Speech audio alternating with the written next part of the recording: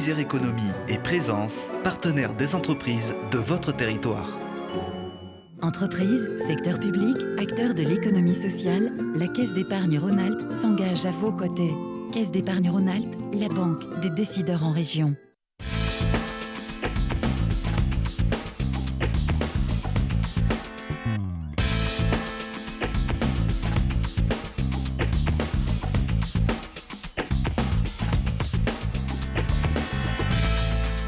Bonjour à tous, très heureux de vous accueillir dans Classe Affaires, le club de l'économie en Isère. Chaque mois, nous découvrons les entreprises qui font la richesse de notre département.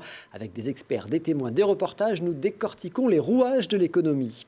Pour nous accompagner, bien sûr, Alain Denisot, bonjour. Bonjour Christophe. Ça va, la santé est bonne? Oui, très bien, très bien. Ça tombe bien. Parfaitement. On parlera de santé dans un instant. Je rappelle que vous présidez le directoire de la Caisse d'épargne Rhône-Alpes. Vous êtes notre expert. Ce mois-ci, on parle? Alors, on va aborder le sujet des paiements à l'heure du digital. Donc, est-ce qu'on va vers la disparition du cash? Et puis, la question de l'internaute, c'est quoi la politique de quantitative easing de la Banque Centrale Européenne? Waouh, là, ça va falloir s'accrocher. Ce sera dans la deuxième partie, la question de l'internaute. Évidemment, le quantitative easing. Et on parlera donc de finances européennes. Mieux vaut prévenir que guérir. Chacun connaît cet adage. Eh bien, il est particulièrement vrai dans l'entreprise. La santé d'une entreprise dépend bien souvent aussi celle de ses collaborateurs. Et pourtant, les arrêts maladie, les accidents du travail ne cessent d'augmenter. Pourquoi? Comment tenter de les limiter? Ce sera le sujet de notre dossier. Et puis, focus sur le tournant engagé par GEG Gaz Électricité de Grenoble, qui est né il y a plus de 150 ans. Il est le 6e distributeur français d'électricité, le 4e de gaz. Mais son grand défi, c'est d'augmenter sa part d'énergie verte. Les investissements se concentrent donc sur l'hydroélectricité, le solaire, l'éolien ou encore le biogaz. Ce sera dans la deuxième partie de l'émission. Voilà pour le sommaire. C'est parti. Installez-vous confortablement pour un nouveau voyage en Classe Affaires dans le club de l'économie en Isère.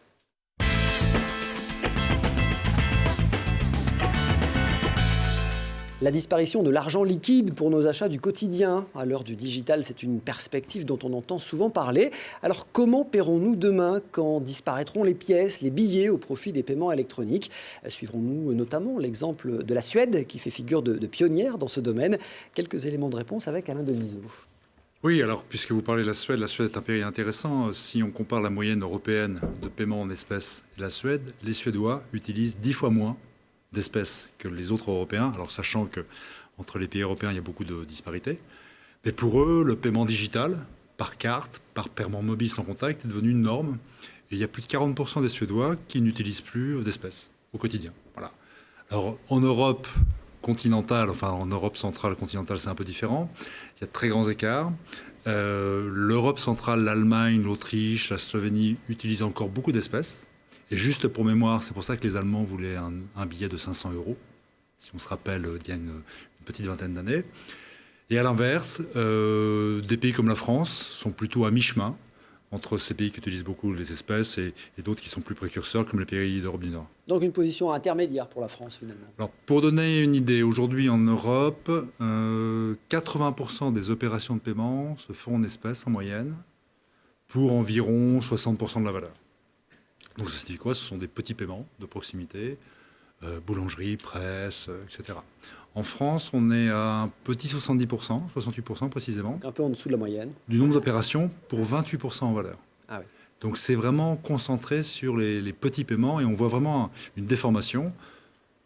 Il y a la carte bancaire avec code, la carte bancaire sans code, sans contact, le début des paiements par téléphone.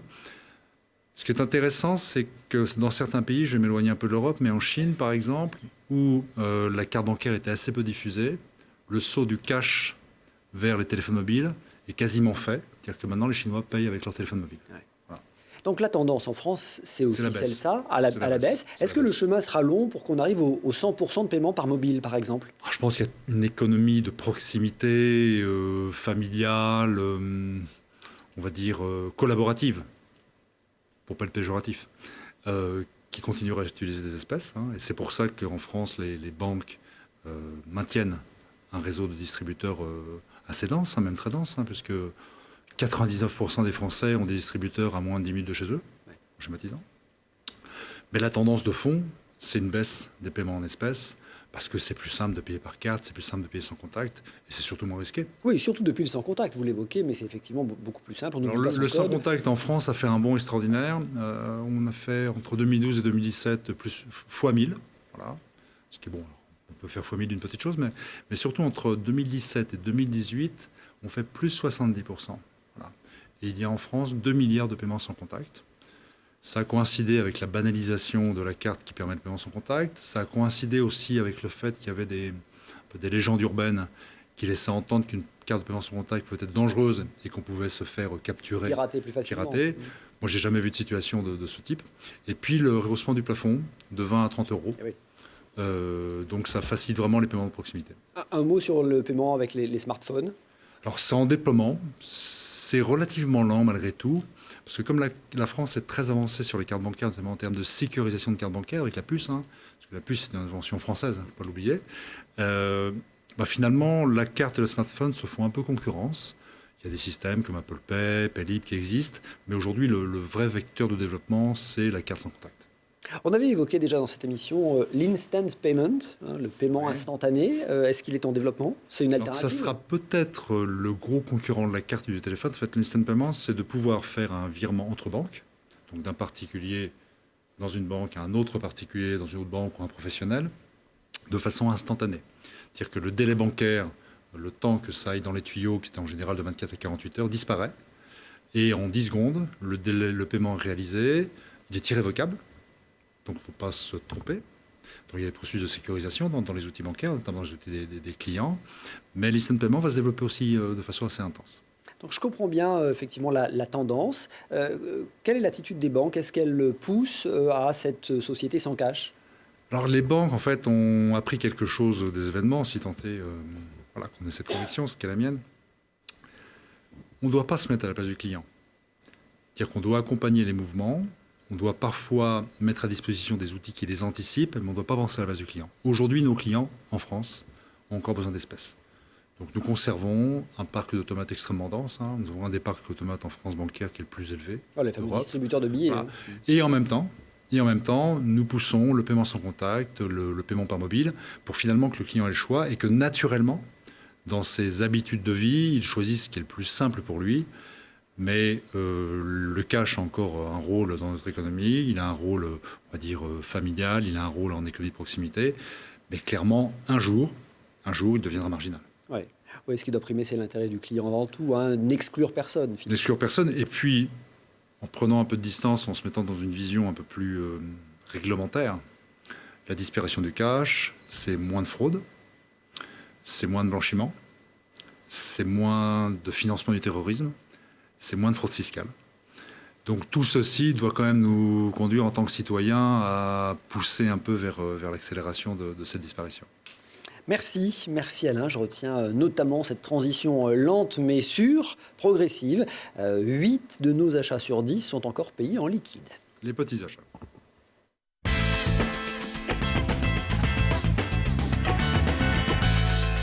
Renforcer le sentiment d'appartenance et faciliter la vie quotidienne, c'est l'objectif d'une nouvelle application née sur le site d'Innovalet à Mélan et Montbonneau. MyInno rassemble toute une série d'infos pratiques, mais c'est aussi et peut-être surtout un vrai projet de Smart City, ces villes intelligentes, à tel point qu'il a reçu le soutien de la Commission européenne et du Japon.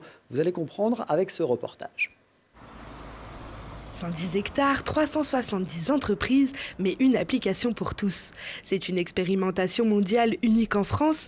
MyInno est une application qui a été conçue pour les salariés d'Innovalet et les informer, par exemple, des événements ou de l'actualité de ce pôle d'entreprise.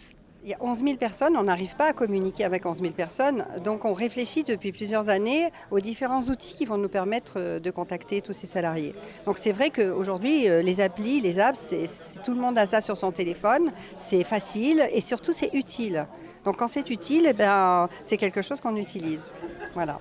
Avec cette application, il est possible par exemple de connaître les menus des restaurants interentreprises d'Innovalet, mais aussi de se renseigner sur les horaires de tous les transports de l'agglomération grenobloise. Enfin, un plan interactif et un annuaire ont été mis en place pour prendre connaissance des entreprises d'Innovalet et de leur emplacement. On va dire que c'est prometteur parce que c'est vrai que c'est très simple, c'est très convivial d'utilisation et ça permet en quelques clics d'accéder à ce dont on a besoin. Donc, Vous l'utilisez pourquoi, par exemple? voilà, je l'ai surtout utilisé dans un premier temps pour les actualités et puis tout ce qui était événementiel, pour voir un peu ce qui était passé, on va dire, et à venir. Voilà. La conception de cette application fait partie du programme Big Cloud. À l'intérieur de ce programme, un peu plus de 20 000 € lui ont été dédiés par Grenoble-Alpes Métropole. Aujourd'hui, les grandes sociétés, notamment californiennes comme Google, Amazon, Facebook, collectent énormément de données personnelles. Et bientôt, ils sauront plus sur nos villes, sur nos territoires, sur nos vies, que les collectivités, que ceux qui ont été élus pour s'occuper du territoire. Donc il est très important que des initiatives économiques, mais aussi citoyennes, dans nos territoires, prennent en main de s'occuper de la transformation numérique de nos territoires et que ce ne soit pas la tâche d'entreprises américaines. Disponible sur Android, iOS et web, l'application compte encore se développer pour élargir ses champs d'information. Et ces expérimentations à grande échelle de Smart City ont été déployées dans 4 villes pilotes, dont 2 en Europe, Grenoble et Bristol. Et très concrètement, MyInno permet au CEA Leti aussi de tester en conditions réelles sa plateforme d'agrégation de données SensiNact. MyInno est sélectionné par Classe Affaires pour le prix Innover pour gagner. Il est remis en mars lors du forum du même nom au World Trade Center.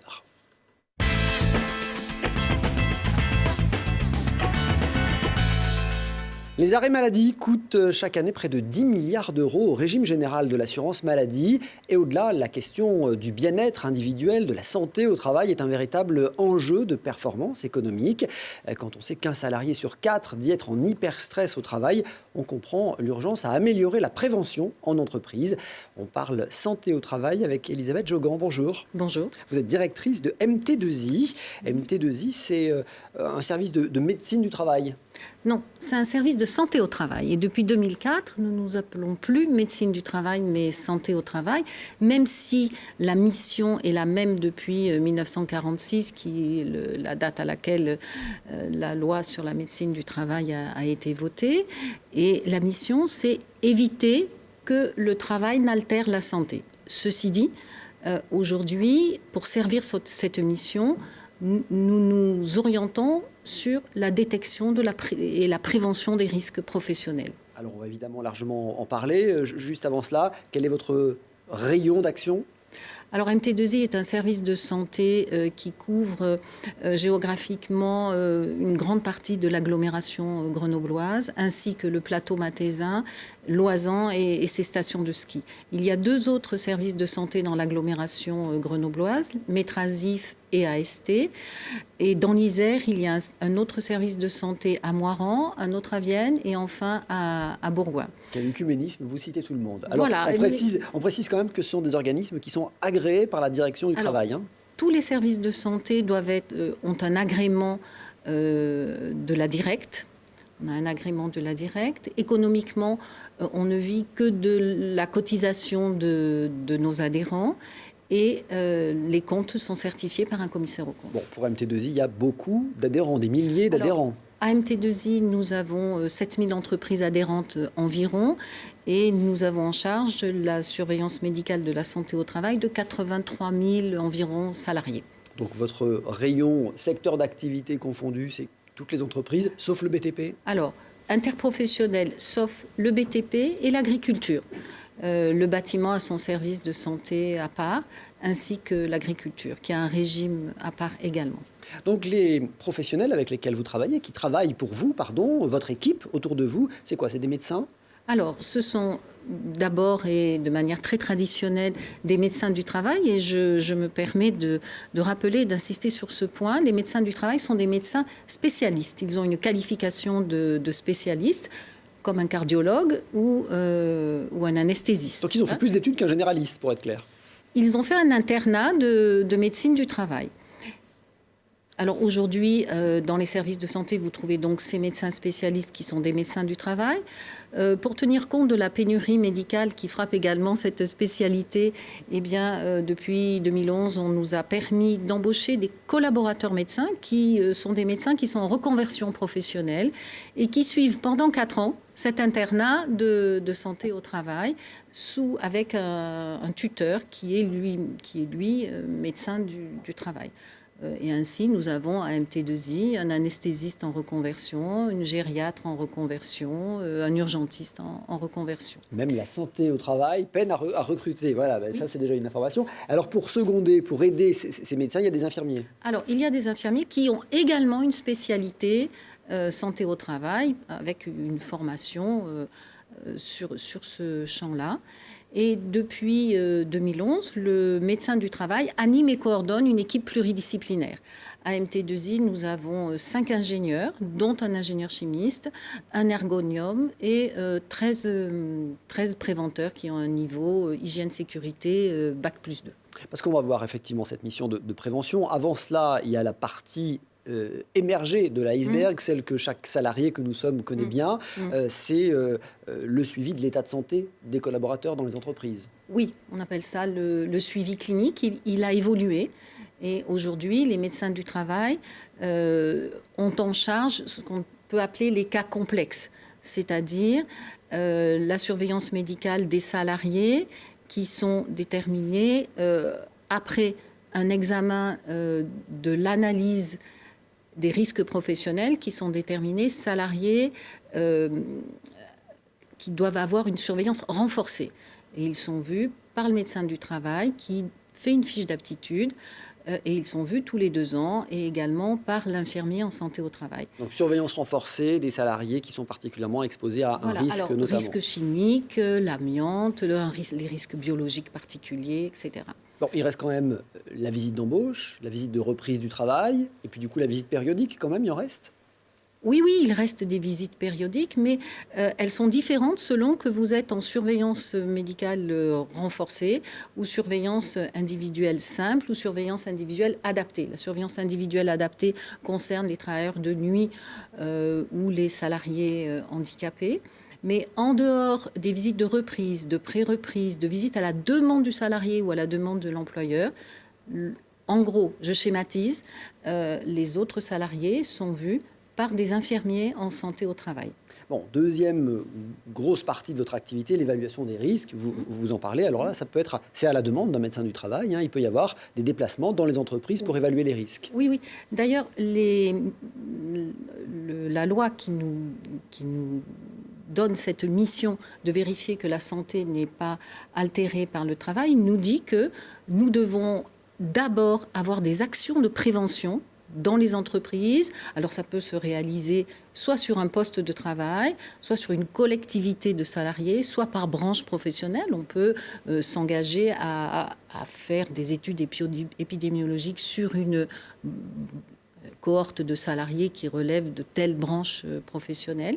Nous devons également, et c'est une mission très importante, conseiller les employeurs, les salariés, leurs représentants sur la prévention des risques, mais également sur la prévention de la désinsertion professionnelle et favoriser le maintien dans l'emploi. Évidemment. Alors il y a quelques jours, vous avez tenu les premières rencontres sur la prévention en entreprise. Il s'agit bien de développer une véritable culture de la prévention du risque. Les employeurs doivent de toute façon remplir un document unique, ça c'est une obligation. Oui, et le service de santé peut les aider à établir ce document. L'expertise d'un service de santé au travail, elle est issue de 2 diagnostics. Le premier diagnostic, c'est le diagnostic du poste de travail. Le deuxième diagnostic, c'est le diagnostic de la santé du salarié. Et de là, des mesures d'aide et de conseil peuvent être données à l'entreprise pour développer cette culture de prévention des risques professionnels, pour développer cette culture de prévention des risques professionnels et aider l'employeur et le salarié à devenir acteurs de la santé du salarié. Alors, vous êtes un observatoire idéal, évidemment, en ce qui concerne les accidents du travail, les maladies professionnelles. Je le disais en introduction, ce sont des incidents qui peuvent coûter très cher. Oui, la réparation en France sur les accidents du travail et les maladies professionnelles, c'est 13,4 milliards d'euros. 13 milliards 400 millions. La prévention des services de santé, elle coûte 1,4 million. 1 milliard. 1,4 milliard, pardon. Ouais. 1 milliard pour 13 milliards, en gros. Voilà, c'est ça. Donc vous dites quoi? Vous dites qu'il faut impérativement inciter les chefs d'entreprise à renforcer les actions de prévention. C'est un investissement. C'est un investissement qui permet aussi la performance de l'entreprise. C'est un des leviers de performance de l'entreprise. Ces risques d'accidents du travail, de maladies professionnelles, ils sont particulièrement visibles dans certains secteurs? Oui. Il y a des branches professionnelles qui sont plus touchées que d'autres. Il y a des risques émergents. Par exemple, aujourd'hui, avec le vieillissement de la population, tout ce qui est soins à domicile, aide à l'accompagnement de la personne âgée, aujourd'hui, ce sont des professions qui sont en difficulté, notamment pour tout ce qui est troubles musculo-squelettiques, pour tout ce qui est charge mentale du soin et de l'accompagnement des personnes. C'est une branche professionnelle sur laquelle aujourd'hui des risques émergent. Et il faut avoir une attention particulière. Ces Oui. TMS, ces troubles musculo-squelettiques dont vous parlez, ils sont en augmentation? Oui, ils sont en augmentation. Dans d'autres branches professionnelles comme les grands supermarchés également, c'est un trouble, c'est gestes répétitifs et de petite taille. Oui. Qui peuvent du coup provoquer des risques importants. On en a déjà parlé dans cette émission, mais évidemment, on parle beaucoup du stress, du burn-out. Ça aussi, c'est des symptômes que vous constatez davantage? Oui, on le constate davantage aujourd'hui. Disons que les salariés sont amenés à en parler plus facilement. Mais enfin, le burn-out, c'est l'état d'épuisement et de fatigue intense. Du coup, c'est quand toute la prévention a échoué. C'est quand toute la prévention a échoué, quand on a mal identifié les risques de RPS. Alors, les risques de RPS, c'est le stress, c'est RPS risques psychosociaux, je vous prie de m'excuser. Le stress, c'est la différence d'appréciation qu'a un individu des contraintes de travail qu'il doit gérer par rapport aux ressources qu'il se sent capable de développer par rapport à ces contraintes. Il y a les conflits internes entre personnes ou entre équipes, et puis les conflits avec le public ou la clientèle qu'on rencontre actuellement de plus en plus souvent. Les risques professionnels coûtent de l'argent et on n'investit peut-être pas suffisamment en prévention, c'est ce que j'entends. C'est effectivement des coûts pour l'entreprise. Oui, l'absentéisme est un coût, les maladies induites sont des coûts, la désorganisation de l'outil de production, quel qu'il soit, est un coût. Et c'est vrai qu'il faut être attentif. Alors, de mon point de vue, je ne suis pas du tout un spécialiste, ce sont des actions qui s'inscrivent dans la durée, qui sont souvent multiformes et qui parfois, pas toutes, mais parfois relèvent un peu du bon sens. Par exemple, pour notre part, la Caisse d'épargne Rhône-Alpes, il y a une sorte de bannissement des mails entre le vendredi soir et le lundi matin. Voilà, tout simplement. Et chacun doit donner l'exemple, y compris quand on est le dirigeant.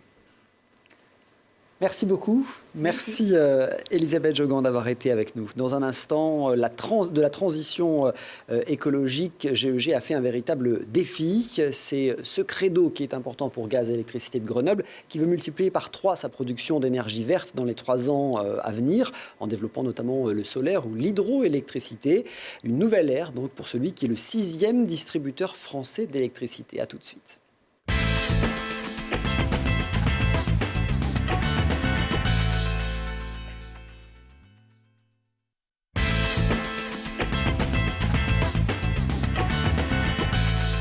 Classe Affaires, le club de l'économie en Isère, retour sur le plateau de Télé Grenoble avec Alain Denisot, notre consultant, et dans un instant, Gaz et Électricité de Grenoble. C'est à la fin du 19e siècle que l'aventure a débuté avec la construction d'une usine de production de gaz.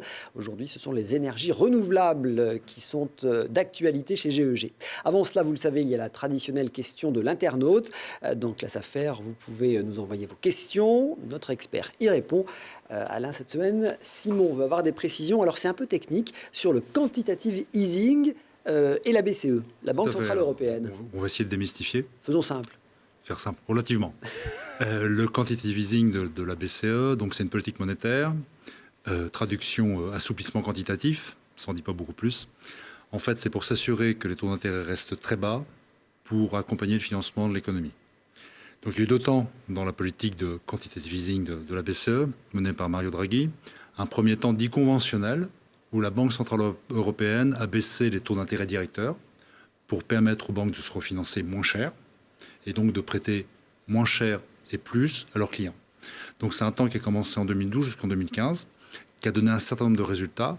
Je rappelle qu'on était en pleine de crise euro et il fallait aussi aider les États à se refinancer pour avoir des coûts de financement de leur dette publique pas cher également. Il y a eu un deuxième temps donc, de politique quantitative non conventionnelle. Donc là, on rentre dans des mécanismes plus lourds, plus structurants, où la Banque Centrale Européenne a racheté des créances publiques et privées, donc a acheté des obligations d'État, acheté des obligations du secteur privé, a racheté des crédits hypothécaires pour finalement retirer des prêts du marché et en échange donner aux banques et aux investisseurs de la liquidité, de l'argent tout simplement, pour faire des crédits. Voilà. Et nous sommes dans cette fin de deuxième étape de quantitative easing non conventionnelle. La Banque Centrale Européenne a racheté pour 2600 milliards d'euros de dettes en Europe. Voilà. Ce qui fait qu'aujourd'hui, les conditions de crédit, et y compris bien sûr pour les particuliers, sont extrêmement restrictives, puisqu'un crédit à moyen terme sur l'immobilier, c'est entre 1,50 et 1,80. Voilà. Donc c'est le bénéfice de cette politique qui soutient à la fois l'économie, mais également l'endettement des acteurs publics.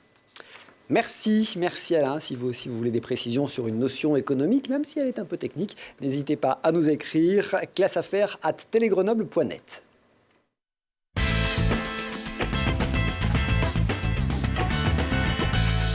Tout a donc commencé à la fin du 19e siècle par la fourniture de gaz aux Grenoblois. L'usine était construite d'ailleurs rue Esclangon, là où se trouve aujourd'hui le siège de GEG. Mais l'activité et le modèle économique ont bien changé en 150 ans, portant l'entreprise au 6e rang des distributeurs d'électricité dans le pays.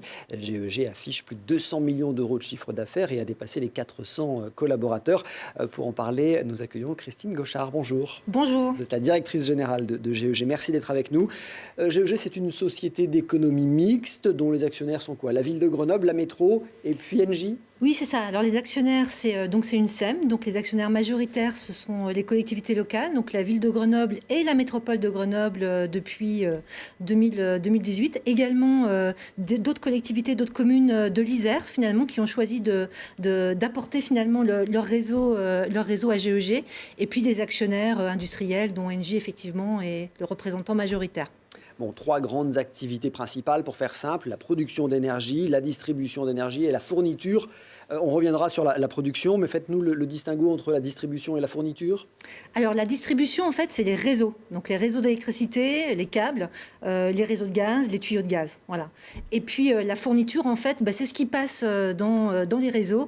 Et c'est toute la relation, en fait, contractuelle, commerciale, de conseil avec les clients et où on va jusqu'au client final. Alors vous avez d'ailleurs scindé ces différentes parties. La distribution gaz et électricité, c'est Greenalp. Et puis il y a la production. Et j'aimerais qu'on s'intéresse à la production parce que c'est le défi qui vous attend. C'est cette production d'énergie renouvelable, d'énergie verte. Tout à fait. Oui, alors GEG, historiquement, est acteur sur la production d'énergie renouvelable. Il faut dire qu'on est dans un bassin géographique au milieu des Alpes, donc avec un potentiel hydroélectrique. On est aussi dans le berceau en fait, de l'histoire de l'hydroélectricité. Donc on a un certain nombre de centrales en fait, déjà en exploitation. Et puis aujourd'hui, sur l'énergie, les sujets d'avenir, c'est l'efficacité énergétique, c'est le développement des productions d'énergie renouvelable. Et donc GEG, en tant qu'énergéticien, est pleinement acteur dans ce sujet-là. Et donc effectivement, donc non seulement on exploite des centrales d'énergie renouvelable, mais on a tout un programme en fait, de développement de nouvelles centrales. Alors on va tout de suite voir un exemple très concret de ces énergies renouvelables que vous développez pour répondre à ce défi de la transition écologique. Il y a 24 centrales photovoltaïques qui sont gérées par GEG, notamment une toute récente sur le plateau mathésin, une ancienne friche industrielle qui a été transformée en ferme solaire. 19 000 panneaux photovoltaïques ont vu le jour sur plus de 8 hectares à Suville. Cette nouvelle ferme solaire va permettre la production annuelle de 6,5 gigawattheures, soit l'équivalent des besoins domestiques de 2800 personnes. Installée sur des terrils miniers, la ferme permet de rentabiliser ces terrains jusque-là inutilisables. C'est un projet énorme, et puis alors un projet qui a été débuté, qui a été lancé en 2008, donc vous voyez un peu près de 10 ans. Et c'est une valorisation des friches minières. On a énormément de friches minières, là vous pouvez le voir. Et puis aussi l'économie, c'est pas négligeable, hein. On loue les terrains et on met à disposition les terrains aux développeurs, ce qui fait qu'il y a une rentrée pérenne d'argent pour la commune de Suville. Un projet qui permet à la ville de Suville de faire partie des territoires à énergie positive du département et qui permet aussi à GEG de garder son objectif, tripler sa production d'énergie renouvelable d'ici 2022. Aujourd'hui, je peux dire que les énergies renouvelables ne sont plus une petite cerise sur un gâteau, mais c'est une contribution significative à la production d'électricité locale quand il y a un opérateur comme Gaz Électricité de Grenoble, un opérateur local de distribution de l'énergie. Cette ferme a aussi permis de créer de l'emploi dans le département puisque c'est l'entreprise Photowatt de Bourgoin-Jallieu qui a produit tous les panneaux photovoltaïques, une énergie qui sera également utilisée en local. L'énergie est injectée sur le réseau de distribution et va être consommée au plus près. Ce n'est pas parce que c'est GEG et CNR qui ont fait le projet que l'énergie va être consommée là-bas. L'énergie, elle va être consommée par l'ensemble des consommateurs qui sont raccordés sur ces lignes électriques, que ce soit la zone industrielle du Marais qui est juste là-bas, que ce soit les consommateurs finalement des différentes habitations qui sont ici, du hameau du Villaret, des différents hameaux, etc. Le maire de Suville a déjà annoncé un Suville 2 où de nouveaux panneaux photovoltaïques devraient être installés sur 20 hectares. Alors Christine Gauchard, cette ferme solaire, elle est maintenant en activité. Elle a coûté quoi, 5 millions d'euros? C'est ça, 5 millions d'euros et ça produit 6,5 gigawattheures par an. Alors les chiffres ne parlent pas forcément comme ça, les données. Pour nous, c'est un peu difficile. Mais c'est à peu près 2000 foyers type grenoblois en termes de consommation. Voilà. Et puis ce projet-là, j'aimerais bien faire un petit clin d'œil. Je trouve qu'il entre bien en résonance avec l'histoire de GEG. Parce qu'en fait, vous disiez en introduction que l'histoire de GEG, c'était une usine de production de gaz à Esclangon. Et en fait, il faut savoir que cette usine de production de gaz, elle produisait du gaz à partir en distillant la houille qui venait du plateau où maintenant il y a les terrils sur lesquels on a fait les panneaux. Oui, voilà. Parce que c'est d'anciennes friches industrielles, on n'est pas sur du terrain agricole, là on a bien compris. C'est une ancienne mine en fait, voilà, et des terrils. Alors ces investissements, comment est-ce que vous calculez Vous savez, on aime bien les business models ici. Comment est-ce qu'on calcule le business model d'un équipement pareil? Comment on le rentabilise? Comment on calcule son seuil de rentabilité? Alors, on va partir sur... Il y a plein de filières d'énergie renouvelable. Donc, si on part sur le photovoltaïque, et donc sur un projet typiquement comme Suville, donc en fait, alors évidemment, il y a les coûts d'investissement, il y a des coûts d'exploitation. Bon, sachant que sur un projet comme ça, ce qui est déterminant, c'est quand même beaucoup d'investissement. Donc, il faut rentabiliser à la revente. Donc, les 5 millions. Et puis, voilà, les 5 millions 3. Ensuite, les projets d'ENR, en fait, bénéficient d'un tarif d'achat spécifique, donc avec un système d'acheteurs obligés. Donc, ça peut être EDF, ça peut être GEG suivant le territoire. Et ce tarif d'achat, donc aujourd'hui, c'est un système concurrentiel qui est régulé par la Commission de régulation de l'énergie, qui lance régulièrement des appels d'offres. Donc, finalement, les projets sont sélectionnés sur des critères. Alors, pas que le prix, mais il faut qu'il soit compétitif, mais aussi sur des critères environnementaux. Et donc, le projet de Suville a remporté un appel d'offres parce que, voilà, à la fois environnementalement, il était vertueux et puis avec un prix Donc, ça veut dire que l'électricité qui est produite là à Suville, vous la mettez sur le marché et le plus offrant l'achète? Alors, il y a un tarif, voilà, on répond à un appel d'offres au prix qu'on souhaite finalement et on est sélectionné ou pas. Voilà, et on a été sélectionné. Bon, ça nous amène à parler évidemment des investissements, parce qu'on voit que ce sont des investissements qui sont lourds, alors toute proportion gardée, parce que 5 millions d'euros, ce n'est pas non plus un investissement exceptionnel, mais multiplié par 3 la part d'énergie renouvelable dans les 3 ans qui viennent, ça vous oblige à avoir quel poids d'investissement? Alors c'est assez important, ça représente multiplié par 3 la production renouvelable, ça représente 120 millions d'euros d'investissement sur 5 ans. Voilà, donc c'est quand même des investissements conséquent. Oui, donc pour 2019, une soixantaine de millions d'euros. Tout à fait, en 2019, dont 60 millions en 2019, ouais, tout à fait. Donc ça, c'est uniquement pour les énergies renouvelables. Il faut ajouter les investissements que vous passez sur les autres activités de GEG, notamment l'entretien des réseaux. Tout à fait. Après, effectivement, le poste important d'investissement à GEG, Greenalp, aujourd'hui, c'est les investissements réseau. Donc, et globalement, 10 millions d'euros d'investissement environ par an, électricité, gaz. Il faut dire qu'il y a un réseau de quoi, 1600 km. C'est ça, en électricité. Électrique, ouais, tout à fait. Et combien pour les tuyaux de gaz? 350. Donc on voit bien évidemment les investissements que cela nécessite. Revenons aux énergies renouvelables avec un deuxième exemple. Vous évoquiez tout à l'heure la houille blanche, effectivement, l'hydroélectricité qui est née ici, en Isère, à la fin du 19e siècle. Eh bien, on en a une illustration très concrète aujourd'hui encore, en Savoie, à Beauzelle, où GEG a développé précisément une centrale hydroélectrique. Reportage. C'est à Beauzelle, au pied de la station de Courchevel en Savoie, que GEG a choisi d'installer sa dernière centrale hydroélectrique. En tout, il n'aura fallu que 10 mois de travaux pour mener à bien le projet, un chantier conçu pour respecter l'environnement et le paysage. Le choix s'est porté sur une prise d'eau par en dessous et sans retenue en amont pour conserver un passage à gué pour les agriculteurs, faciliter le transit sédimentaire et limiter les impacts visuels. Cette prise d'eau est équipée de différents capteurs et organes de manœuvre pilotables à distance, afin de pouvoir intervenir rapidement 24 heures sur 24, 7 jours sur 7. Située sur le torrent du Bonrieux, la centrale hydroélectrique d'une puissance de 1,7 MWh permet la production de 6,9 GWh par an. La réalisation du projet du Bonrieux, c'est une prise d'eau à 1500 mètres d'altitude, donc lieu dit la Grosse Pierre, qui capte les eaux des torrents de Haut-Noir et du Montgevet. Le bâtiment produit l'équivalent de 48% de la consommation totale de la commune de Beauzelle. 48%, cela représente la consommation annuelle de 1500 foyers, un chiffre qui peut être revu à la hausse certains mois. On arrive certains mois, par exemple comme les mois de mai ou de juin, à effacer la consommation d'énergie de la commune de Beauzelle, ce qui paraît quand même intéressant et tout à fait dans l'air du temps des énergies renouvelables. Avec cette 11e centrale hydroélectrique, GEG produit près de 150 GWh d'énergie verte par an, l'équivalent de la consommation de 70 000 personnes. Alors Christine Gauchard, c'est la 11e centrale hydroélectrique de GEG, inaugurée en septembre dernier, après seulement, je dis seulement volontairement, 1 an de travaux pour faire presque 3 km de conduite forcée. Tout à fait. Oui, donc effectivement, alors après, construire une centrale hydroélectrique en montagne, il y a des contraintes de saison, neige, etc. Donc effectivement, voilà, il faut bien planifier, bien choisir ses prestataires, les entreprises qui travaillent avec nous, etc. Et bien garantir le planning. Ça va assez vite finalement. Oui, tout à fait. En fait, c'est beaucoup plus long, la phase de préparation en amont est beaucoup plus longue que la phase de construction. Oui, il y a plusieurs années d'études, effectivement. Il y a d'autres projets comme ça sur nos ruisseaux de montagne ?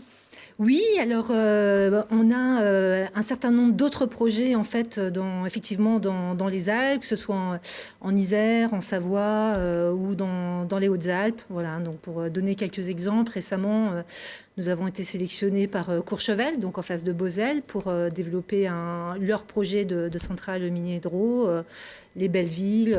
Voilà, donc il y a encore du potentiel en fait mais vous voyez, c'est des petites installations, pour des petites installations hydrauliques en montagne. Ce sont des petites installations qui, mises bout à bout, font quand même pas mal de gigawattheures. Évidemment, on ne peut pas parler de l'éolien qui semble être le grand absent de ce mix énergétique. Finalement, il y a quoi ? Il y a 8 éoliennes dans le parc de GEG, c'est ça ? Oui, alors aujourd'hui, nous avons un parc éolien donc, qui est situé dans le sud de la France, à Rivesaltes. Voilà, mais on ne compte pas en rester là. Et dans notre plan d'investissement, et pour arriver à multiplier par 3 en fait, notre production ENR, donc on travaille sur toutes les filières renouvelables, mais l'éolien aura une part importante. Parce que si vous voulez, voilà, aujourd'hui, une petite centrale hydro, c'est entre 1 et 4 mégawatts. Un mât d'éolienne, d'aujourd'hui, c'est 2,2 MW. Donc, vous voyez, avec un parc éolien, finalement, on arrive à atteindre des quantités de production qui sont pas négligeables. Bon, il y a des projets déjà bien avancés, des chantiers en cours. Il y a des projets qui sont en train d'être construits. Voilà, donc il y a un projet dans l'Oise, entre Amiens et Beauvais, et puis un projet en Charente-Maritime, à côté de Surgères. Voilà. Donc là, c'est effectivement l'objectif 78 mégawatts. Donc c'est effectivement, ça permet effectivement d'atteindre l'objectif plus rapidement. Et puis, je ne veux pas qu'on oublie non plus le biogaz. J'en parlais en introduction tout à l'heure. C'est aussi une source d'énergie renouvelable. Tout à fait, c'est une source d'énergie renouvelable, alors qui est déjà présente sur la métropole de Grenoble, puisque depuis 2-3 ans, j'ai plus la date exacte en tête, nous produisons, le site d'Aquapol produit du biogaz qui est injecté sur le réseau. Et ce qui est vraiment intéressant sur le biogaz, c'est que ça permet de mettre en place en fait des logiques circulaires. En fait, finalement, on valorise finalement des ressources qui sont des déchets, qui aujourd'hui ne sont pas utilisés, on les transforme en énergie, et puis du coup on peut les réutiliser sur des usages vertueux. Par exemple, la Cébitag aujourd'hui fait rouler ses bus au gaz avec du biogaz qui vient de la station d'épuration d'Aquapol. Et là ça devient vraiment intéressant. On voit bien que c'est toute une filière qui se met en place, et on voit bien les différents acteurs de cette filière, de l'entreprise qui construit jusqu'après au consommateur final qui roule avec du biogaz. Oui, ce que je trouve très, très intéressant chez GEG, c'est cette capacité à faire local. Finalement, faire des investissements où d'autres très gros opérateurs n'iraient pas. Et pour autant, il y a un sens pour faire de l'énergie plus locale, pour desservir un territoire, une ville, un robot. Et je pense que le modèle que nous avons un peu dans tous les métiers, c'est le rapprochement de la réalité économique territoriale, régionale, pour répondre aux besoins des populations, puis aux grands enjeux climatiques. C'est vrai que cette électricité, on le voyait à Suville, elle est consommée localement. Oui, tout à fait.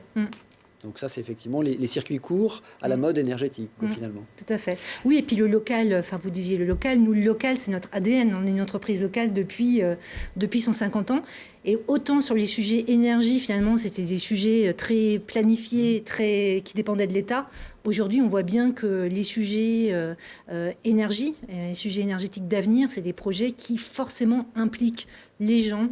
Si on veut réduire les consommations, il faut forcément impliquer les personnes, les consommateurs. Et puis les projets aujourd'hui d'énergie renouvelable, ils peuvent ne se réussir qu'avec les acteurs locaux.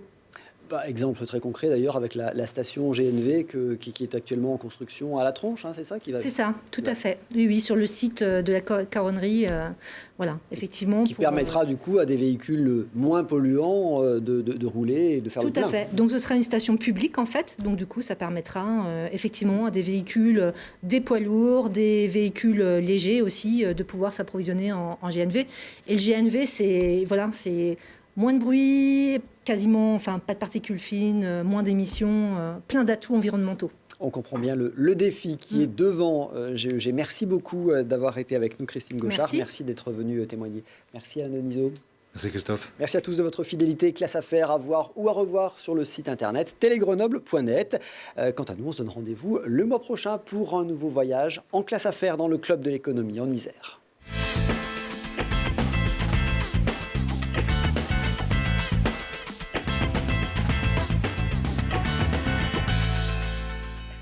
Entreprises, secteur public, acteurs de l'économie sociale, la Caisse d'épargne Rhône-Alpes s'engage à vos côtés. Caisse d'épargne Rhône-Alpes, la banque des décideurs en région. Nord-Isère Économie et Présence, partenaires des entreprises de votre territoire.